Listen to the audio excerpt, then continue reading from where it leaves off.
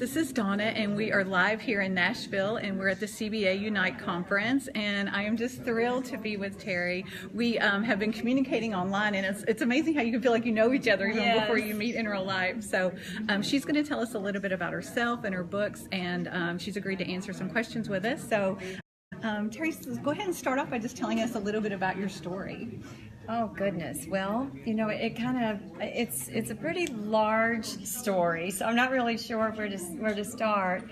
But I can tell you the reason and the purpose for the writing of my book was, to kind of help those that are going through a journey of suffering through the grieving process, and to kind of see how God is working in their life constantly, even though they're not aware that He's working through that. I know, but I love this. I love these guys have an accent, and I've been listeing to them, and they're amazing. I don't know where they're from. So we mentioned we're live, and that's because we have some authors in the room with us. So, yeah, go ahead. Well, I am excited that I'm here at Opryland because this is my old stomping grounds from the 80s. I worked at Opryland USA, so this is kind of like coming back home to me. And in fact, in the presidential room where the big conference is, Unite 2018, our show, Country Music USA, performed in there many times for large corporations. We call them industrial shows. And I'm not saying anything that any other ex-Opryland performer doesn't know, because in fact, a lot of majority of past and being here, they can all relate to it. So they're just going to go, Well, and I didn't show your book, so we want to show her book. It's When Drag Racing Met Country Music. And so she kind of gave it away that she's the country music, not the drag racing.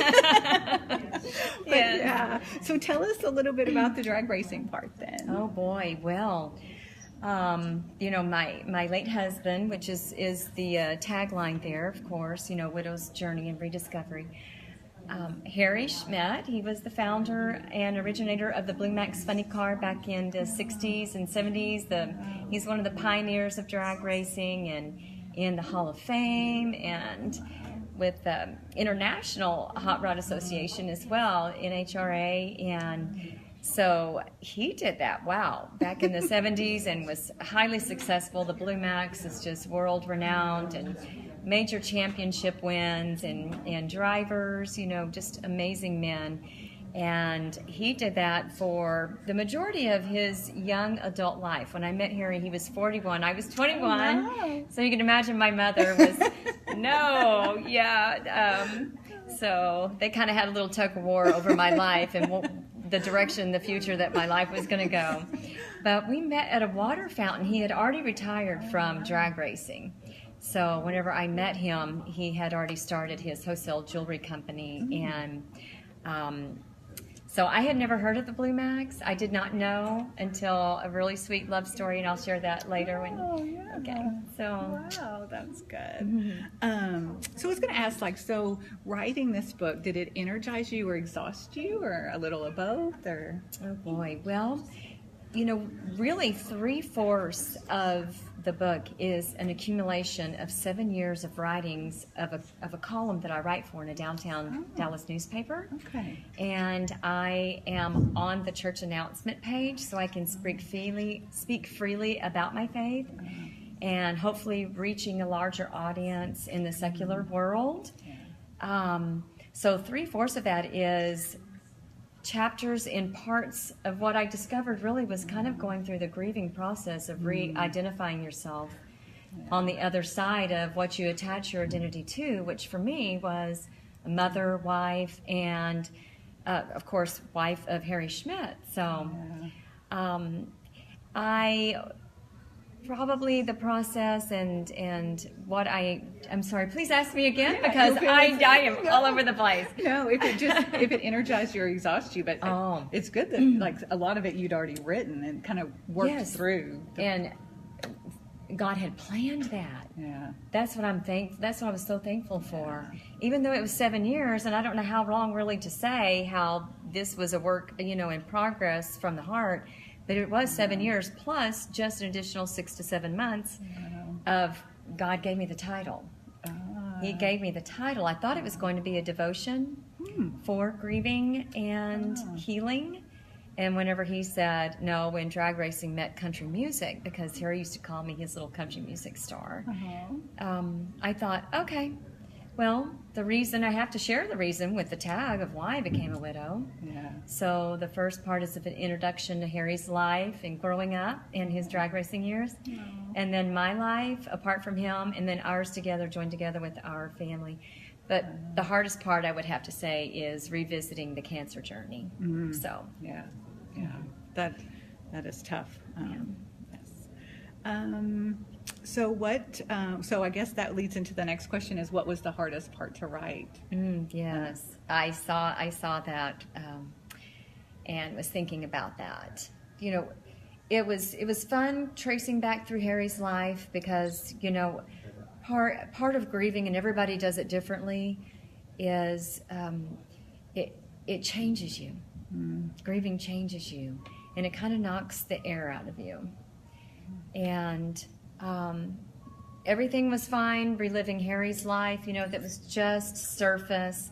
I tried to be as surface as I could to honor both families. Don't want to go into many details that, you know, nobody would want out there. So, but it came to the part about the cancer journey, and I wrote, leading up to the exact hour, what he was going through. And I literally had to stop, hands over mouth, tears, get up and walk away for a while to come back to it strong. And Terri, you can do this. You know, somebody else, I'm not the only person that we all are going to grieve the loss of either a loved one, a spouse, pets, children. Just so difficult. I have friends. It's inevitable. Because death is a process in this life, in this realm that we live in, till we reach the other side and we're in heaven. So, I can imagine it's almost like reliving it as you're writing it. So, what do you want readers to get from the book? Well, what's been very, very, very, very nice is that, thank heavens for Nook and Kindle, because it can be instantly downloaded. It is on BarnesandNoble.com and Amazon.com right now. But I've had family and friends that have downloaded it and have read it, and I get little text messages in the middle of the night. Terri, you made me cry. Terri, you made me laugh. And I want them to feel everything, determination, desire to rebuild and to dig deep, to rekindle, to, you know, discover their identity in who they are in Christ and who He says that we are, outside of attaching ourselves to a person. And sometimes a job, which is even worse. Yes. So do you have any plans for the future? Any other books? Well, actually, I was asked that question, and I hadn't really even thought about it, but I was having a conversation with a coworker of mine, sweet friend, and I said, you know, I think that my next book, whenever I begin that journey, will be called It All Started with a Truck. And I do a lot of mission work. I've been into Uganda, and the Amazon, Thailand, and Honduras, India soon. And my mission work and my writing journey with the columns that are accumulated, that are in the book, all began on a mission trip of providing a truck for a missionary. Oh my goodness. So I think it's going to be about, that's what it's going to be called, but it's going to be all the different languages, and the only thing, the barrier that we have as human beings created by the same God is our language. So. Wow. So I did read that about you. So did you always feel a passion to want to help and go overseas and help minister and you know, that happened on the other side of Opryland. I had an opportunity with a small group of very close friends that already had a group together called Flight. And one of the gals in the group had to bow out of this one trip, and I was invited to go on the trip with them. And it was in Honduras and Cuba and Panama, and performing for our troops, which was the highlight, honestly. You know, flying in Chinooks over the mountains in Honduras and landing on a mountaintop where the guys were stationed, where we had to use the headlights of their Jeeps to shine on us for the staging. And It was then on one of those paths that some children came running down the field without any shoes on their feet, and they were pulling and tugging on, shame on me, pulling and tugging on my jewelry. And I started praying then that God would send me back on a mission trip. And I got to go back for the first time when my daughter was a freshman at Prestonwood Christian Academy. That was a long process of prayers. So that's when he allowed me to go. That ignited that passion, and also to start learning songs in the different languages in the countries that I would go into. That's beautiful. So, yeah, we won't ask you to sing one in another language. I can sing a little chorus. So what did you love most about the writing process? And even if it was writing like the articles, what did you love about that? It was, categorizing them according to the process, the journey. Like the part 1 is called it's okay to feel the pain. So tears went in there. This house, selling your house after the passing of a loved one, and just seeking God's face through prayer, and all of that first beginning of that stage that is the most painful. The period of silence, where it's just you and God. He is the one that you have that understands. So I always like to end on something fun. Okay. So what is something that readers would be surprised to know about you? Oh, well, let's see. I really think that I put quite a bit in here, except for some things that I can't expose. We would have been surprised to know you could sing in different languages. I was about to say that. Yeah. And I think that's probably written in one of the columns. But I came from a very humble background, and I invited my mom on to watch, and I'm not sure if she's actually, they know what time I was going to be on, so I'm not sure that she's actually on there. But who I am today is definitely not who I was and who I used to be. And I think that God takes us through those stages in our life of struggles and hardship and pain and separation in families and all of that takes place, because He's preparing us for what He has put us through is going to take us on a path in the direction that He wants us to go. So it all happens for a reason and a purpose. And learning a song in a different language, I never knew that I never thought I would do that.